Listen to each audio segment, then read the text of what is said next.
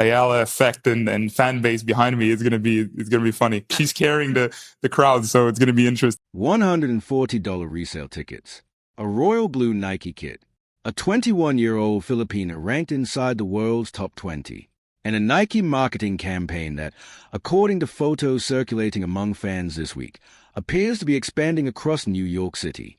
Eala isn't the highest-ranked player at the 2026 U.S. Open. She's not American. She's not a Grand Slam champion. And yet, heading into the biggest tournament on the North American tennis calendar, she increasingly looks like one of the faces Nike wants the world to see. So the question is obvious: why Eala? Why now? And what does Nike see that the rest of the tennis world may still be catching up to? To understand the size of the bet, start with one historic achievement. Eala became the first Filipina to break into the WTA top 20 and then added another milestone by winning the Washington title over Jessica Pegula. Those accomplishments gave Nike something powerful to build around. But what makes a partnership fascinating is how aggressively Nike has appeared to market Eala relative to her experience and ranking. The story took a major turn on August 20th, 2025. That was when Eala visited Nike's New York headquarters and posted the simple caption, "New York, New York." The post immediately sparked speculation among tennis fans, and the timing was impossible to ignore. Nike doesn't normally bring every developing player into its global marketing orbit during the build-up to a Grand Slam. New York is different. The U.S. Open is one of Nike's biggest tennis stages, and the company has historically used Manhattan to showcase its most marketable athletes. Madison Keys received that kind of attention following her 2025 Australian Open breakthrough. Now, photos and reports circulating through Filipino tennis communities and tennis-focused accounts suggest Eala could be receiving a similar level of visibility during the 2026 U.S. Open cycle. The exact billboard locations have not been broadly confirmed, but the conversation surrounding them have become difficult to ignore. And when you look at Nike's history with Eala, the speculation starts to make more sense. Because the relationship didn't suddenly begin with New York. The pattern started earlier. In July 2025, Nike created a custom Sampaguita-inspired hair accessory for Eala's Wimbledon appearance. The Sampaguita is the national flower of the Philippines. That's an important detail. Nike wasn't simply putting its logo on another athlete. It was connecting Eala's equipment and presentation directly to her national identity. That kind of storytelling can be extremely powerful. Then came Vogue Philippines. Eala appeared on the cover wearing Nike, with an editorial focus on her heritage and a custom Nike look. Suddenly, the partnership wasn't only about tennis. It was about culture, fashion, representation, and the growing global profile of a Filipina athlete. Days later, Eala appeared at Nike's New York headquarters. And then came the U.S. Open. That's where the marketing strategy and the tennis results began to intersect. On August 24th, 2025, Eala stepped onto Louis Armstrong Stadium to face Clara Tauson, who was ranked number 14 at the time. She lost the second set 6-2. Then she found herself trailing 5-1 in the deciding tiebreak. The match appeared to be slipping away. Instead, Eala produced an extraordinary comeback. She won 7 of the next 8 points and closed out the tiebreak 7-6. For Nike, that was almost a perfect image. New York, a young Filipina star, a dramatic comeback, and a player refusing to disappear when the match looked finished. The royal blue visual identity only made the moment more memorable. The court performance was becoming part of the brand story. Then the relationship took another major step. In February 2026, Eala visited Nike's global headquarters in Beaverton, Oregon, where the company welcomed her with a personalized presentation. Nike's corporate account even posted a message featuring Filipino, "Salamat sa pagbisita." Thank you for visiting. For Filipino fans, that wasn't just a polite corporate message. It was recognition. Recognition of Eala's heritage. Recognition of a growing audience.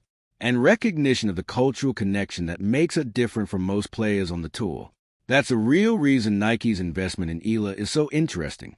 Because the company isn't simply backing a young tennis player. It's backing a story. A Filipina athlete breaking historic barriers. A player carrying the attention of an enormous Filipino audience at home and around the world. A young star whose identity gives Nike an opportunity to connect tennis with culture in a way very few other athletes can. And that may explain why the marketing appears to be arriving before the Grand Slam titles. Nike doesn't necessarily need Eala to already be a champion. It may be betting that she is on the way to becoming one. The rankings tell part of the story. Her Washington title tells another part.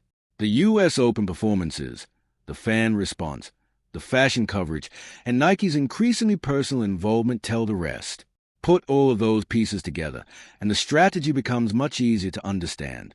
Nike isn't waiting for the entire tennis world to agree that Alex Eala is a superstar. It's betting that by the time everyone agrees, the opportunity will already be gone. And that could be the smartest part of the entire Eala-Nike story. Compress the entire timeline, and the pattern becomes difficult to ignore.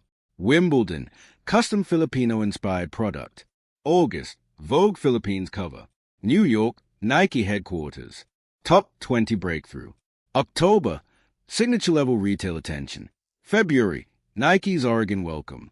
And now, August 2026, a solo commercial, a royal blue kit, a reported $140 price tag, and growing reports of major Nike advertising around New York ahead of the U.S. Open. At this point, the story isn't simply about tennis equipment. It's about positioning. For years, Filipino fans insisted that Alex Eala wasn't a novelty and wasn't simply being promoted because of representation. They believed she could become a genuine global tennis star. Now, the signals Nike has been sending are becoming harder to dismiss. And one of the biggest signals came from the American sports media establishment. Sports Illustrated has been covering sports since 1954, and throughout its history, its coverage has helped turn elite athletes into mainstream cultural figures.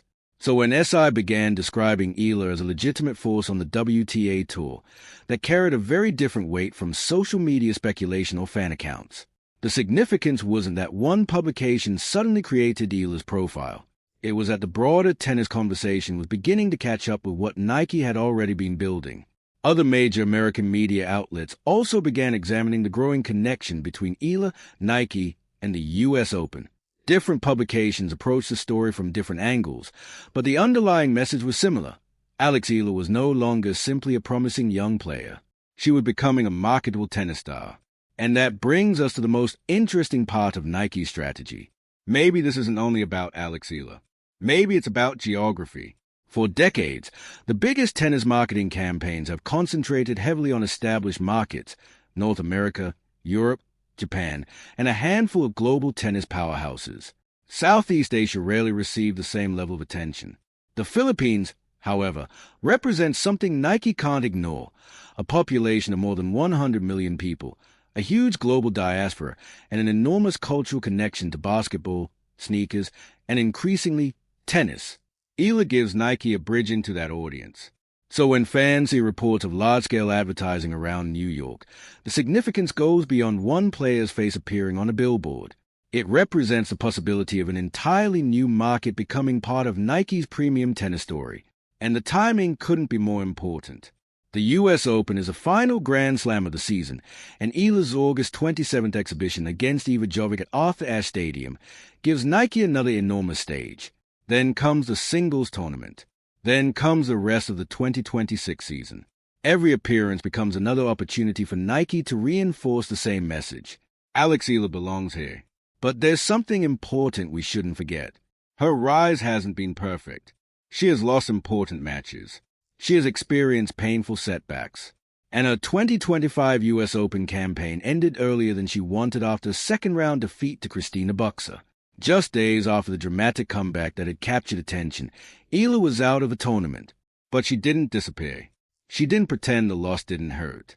Instead, she acknowledged the difficult days and reminded her supporters that living out a dream also means accepting the setbacks that come with it. That mindset became important because the next chapter was dramatically different. Within months, Eala went from a disappointing Grand Slam exit to winning a WTA title in Washington. And she did it by defeating Jessica Pegula in the final. That's the kind of turnaround that changes how a young player's story is told. Suddenly, the timeline looks extraordinary. A custom Filipino-inspired Nike product, a Vogue cover, a visit to Nike's New York headquarters, a dramatic U.S. Open comeback, a career-high ranking, a WTA title, a visit to Nike's Oregon headquarters, a growing international fan base. And now, a major Nike presence around the 2026 US Open. One event by itself might be dismissed as marketing. Two could be coincidence. But when the same pattern keeps repeating, the bigger picture becomes impossible to overlook. Nike isn't simply reacting to Alex Eala's rise. It appears to be building around it. And that's why the most interesting question isn't whether Eala is already the biggest star in women's tennis. She isn't. The question is whether Nike believes she will be. Because major brands don't always wait for history to happen. Sometimes they identify the athlete they believe is about to make history and invest before everyone else catches up. That's what makes the Alex Eala story so fascinating. She isn't being marketed because she's already won everything. She's being marketed because the potential is enormous. A Filipina athlete, a rapidly growing global audience, a historic ranking breakthrough, a major title already on the resume, and a brand with the resources to turn sport and momentum into worldwide visibility.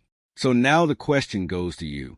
Is Nike investing in Alex Eala because she is already becoming a global superstar, or is Nike helping manufacture that superstar in real time? Pick a side, and be specific. Do you believe Eala can break into the WTA top 10 before the end of 2026? Leave your prediction in the comments. Because from this point forward, every match, every ranking movement, every major Nike campaign, and every step toward Arthur Ashe will tell us whether this is simply a remarkable tennis run or the beginning of something much bigger.